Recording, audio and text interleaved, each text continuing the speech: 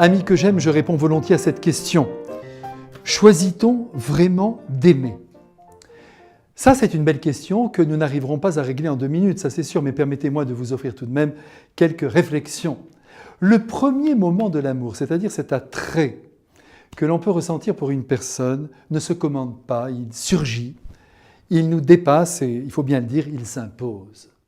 Mais attention, je ne voudrais surtout pas que nous pensions ici que ce premier ressenti repose uniquement sur l'attrait extérieur. Il y a une sorte d'intuition qui se glisse dans l'esprit. Ce garçon, cette fille me plaît. Oui, son visage, mais aussi sa manière, son timbre de voix, ses gestes.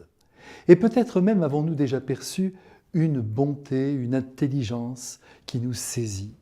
Et tout cela vient se nouer en nous de manière assez mystérieuse. En ce sens, on peut dire qu'on ne choisit pas d'aimer, car au fond, l'amour est un rapt.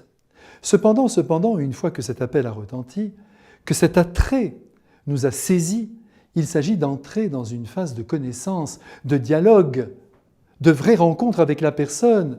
Il s'agit de la connaître en profondeur pour vérifier si ce que j'ai deviné de l'autre sur le premier regard correspond à la réalité.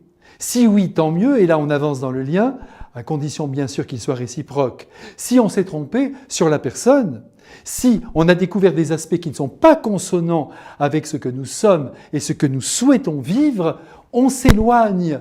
Et en ce sens, on choisit d'aimer ou de ne pas aimer.